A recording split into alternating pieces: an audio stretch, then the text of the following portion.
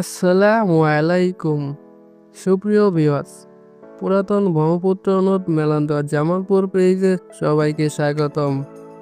গত ভিডিওতে আমরা ব্রহ্মপুত্র নদীর উৎপত্তি সম্পর্কে জানতে পেরেছি। আজ আমরা যমুনা নদীর উৎপত্তি সম্পর্কে জানব। যমুনা নদী মূলত ব্রহ্মপুত্র নদীর প্রধান শাখা নদী। এই নদীটি একসময় এমন অবস্থা ছিল না। জেমস রেনেলের মানচিত্রে দেখা যায় যমুনা নদী দিয়ে কয়েকটি শাখা নদী ছিল। বেশিরভাগ পানি ব্রহ্মপুত্র নদ দিয়ে প্রবাহিত হতো। 1782 থেকে 1787 সালের মধ্যে কয়েকবার ভূমিকম্প হয়। সর্বশেষ 1787 সালের ভূমিকম্পে এবং একই বছরে ভয়াবহ বন্যার ফলে ব্রহ্মপুত্রের তৎকালীন গতিপথ পরিবর্তন হয়ে বর্তমান কালের যমুনা নদী সৃষ্টি হয়।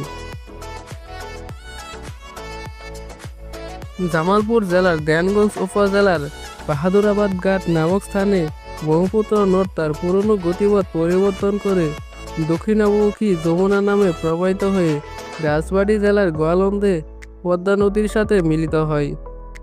প্রবাহ পরিবর্তনের ফলে দক্ষিণ পূর্বমুখী ব্রহ্মপুত্রের পুরনো প্রবাহটি শীর্ণকায় হয়ে পড়ে। এতে এখান দিয়ে তেমন পানি প্রবাহিত হয় না। এজন্য এটিকে বর্তমানে পুরাতন ব্রহ্মপুত্র নদ নামে অভিহিত করা হয়। আর প্রধান শাখা নদীটি ব্রহ্মপুত্র যমুনা বা যমুনা নামে পরিচিত।